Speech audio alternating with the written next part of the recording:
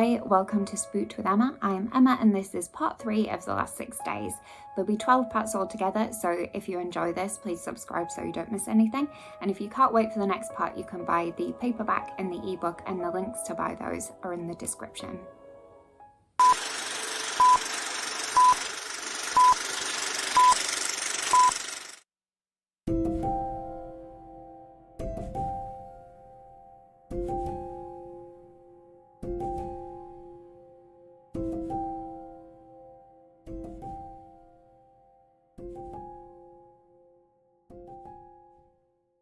After what had happened, I couldn't stand being in the house any longer than I had to be, but my back and neck were so stiff from my fall that I struggled to get out of bed. I felt like how I imagine other people must feel when they're 90 years old.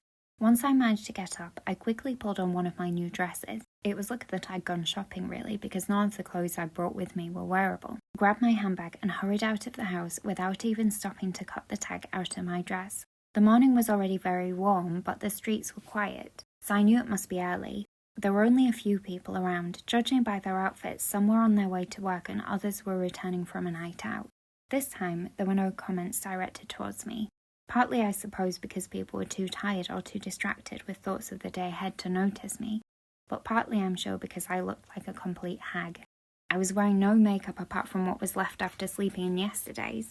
My hair needed washing, and I must have had a crazed, wild-eyed look after what I had experienced. I found a chemist that was open and bought toothpaste, then went into a cafe and ordered breakfast. Or at least I thought I had ordered breakfast. I asked for it in English, adding por favor as an afterthought, and the waiter nodded as though he knew what I meant, but I can only imagine that he understood something completely different, because what he brought me was a plate of fried dough sticks with sugar and a cup of some kind of chocolate custard. Not that it made any difference to me what I was eating anyway, because I had no appetite and I could hardly taste anything anyway. Plus, my jaw ached and it hurt to chew, and I realised I must have been clenching my teeth all night. I tried to process what had happened the night before. All I knew for sure was that someone had been in that room, and whoever it was had been crying. Except that I was alone, so there couldn't have been anyone in the room, and they couldn't have been crying. I tried to reconcile the two, but even if I was feeling fine, I don't think I'd have been able to. I tried to think of a reasonable explanation for what had happened. Was it the wind howling? It couldn't have been. It was definitely a sobbing sound. But how could there have been someone crying if there was nobody there? Unless, and even in my anxious and harassed state, I knew it sounded ridiculous. It was a trick, like someone playing a recording to try and scare me. Why anyone would want to scare me I didn't know, but it would kind of explain it.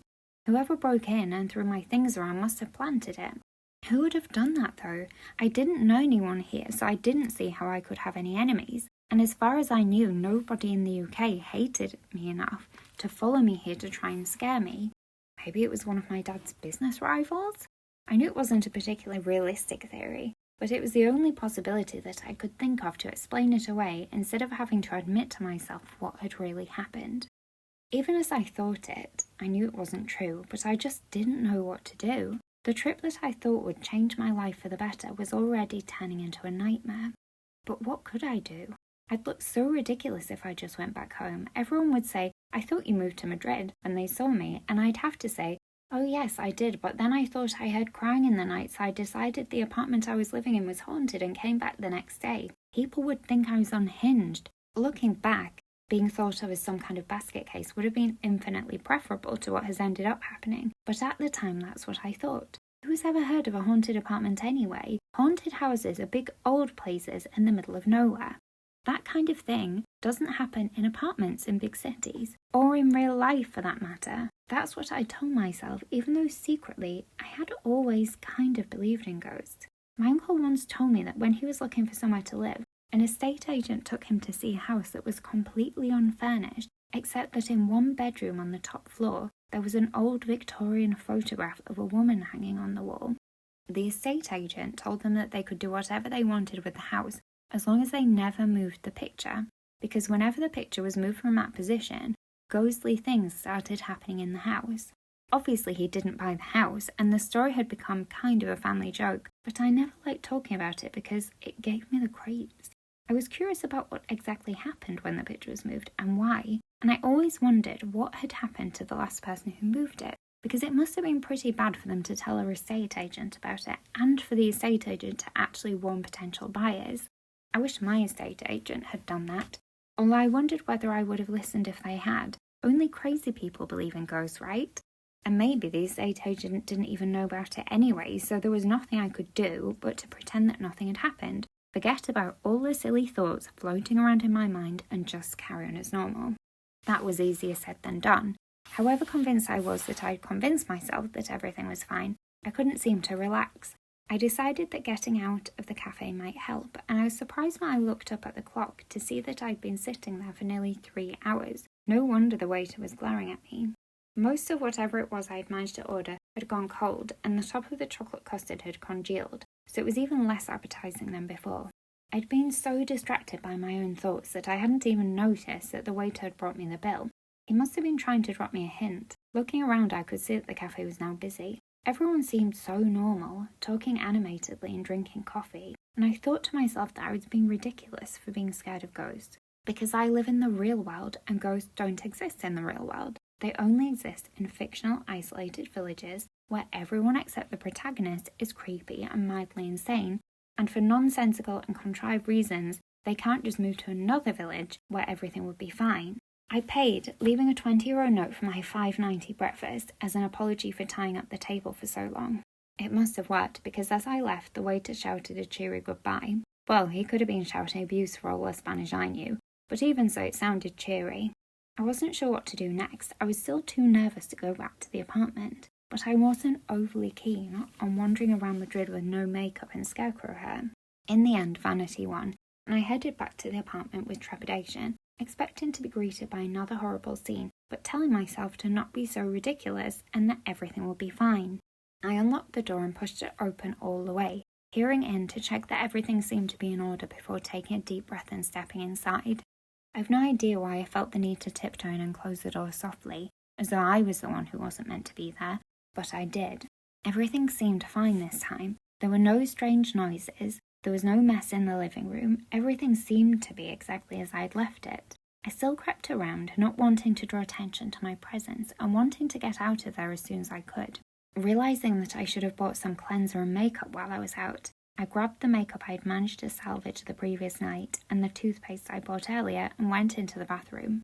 I debated closing the bathroom door, but I was too scared that if I did, when I opened it again, someone would be standing there. So I left the door open and started to get ready. I managed to brush my teeth reasonably normally, despite my hands shaking again. Then I cleaned my face as well as I could with water and started to put on my makeup.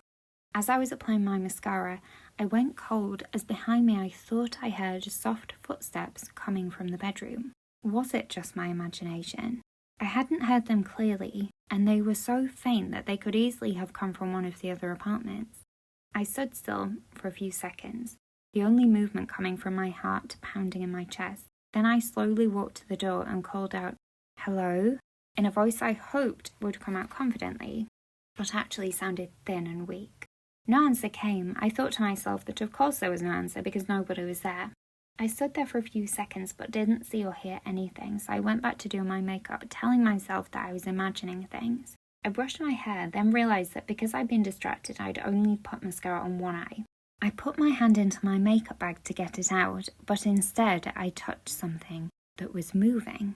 I pulled my arm away sharply and stood for a second with my heart thumping in my chest. Now a scratching noise was coming from inside the bag, as though something wanted to get out. I knocked the bag off the side of the bath into the bath so that its contents spilled out.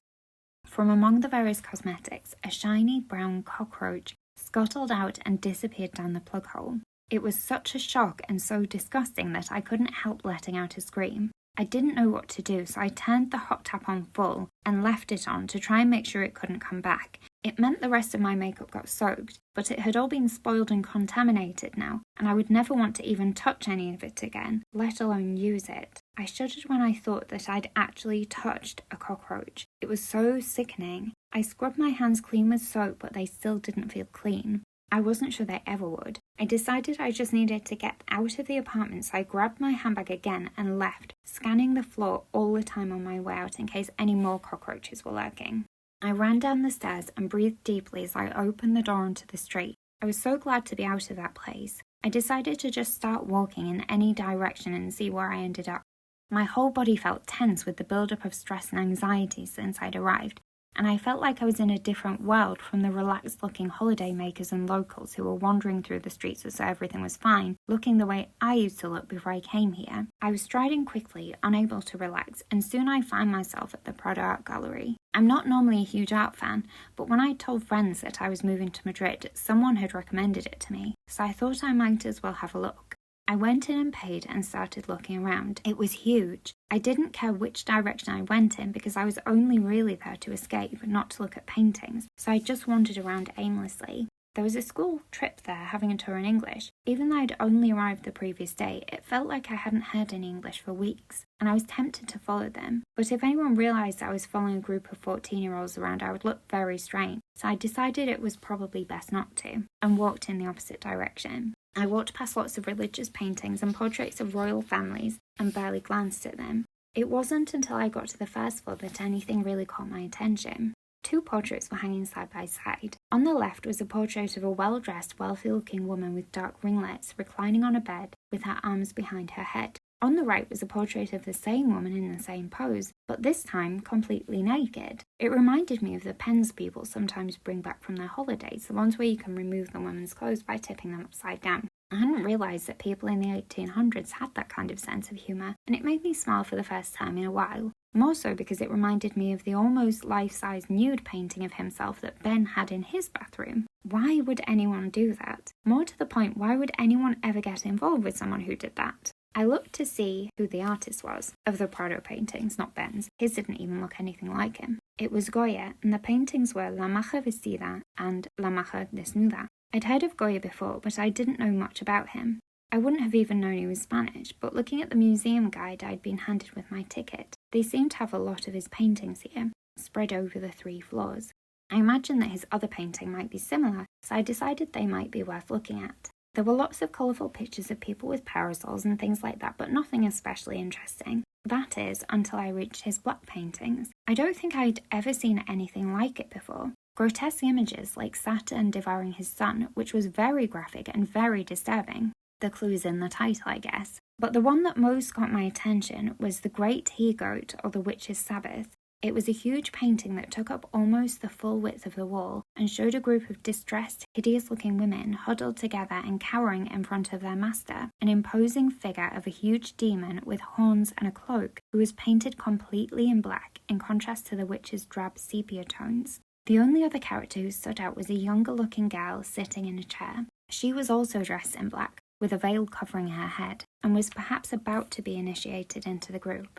I wondered what would make someone want to paint images like this, and I thought that Goya must have been really disturbed. I could hardly believe that this was the same man who had painted the nudes and the countryside scenes I'd seen before. I was there for quite a while, I think, mesmerised by that painting. After some time, I noticed that I was quite thirsty and that I had a headache, probably from dehydration. There was a cafe in the museum, but I thought some fresh air might do me good, and in any case, I decided I'd had enough out for one day. In the grounds of the museum, I stopped to look at the stalls selling paintings and handmade jewellery. It was only now that I'd relaxed a bit that I could appreciate the beauty of the building and its surroundings. I'd hardly noticed it at all on the way in. There were lots of tall, leafy trees. I think I'd probably been expecting palm trees. I walked to a bar nearby and asked for an orange juice.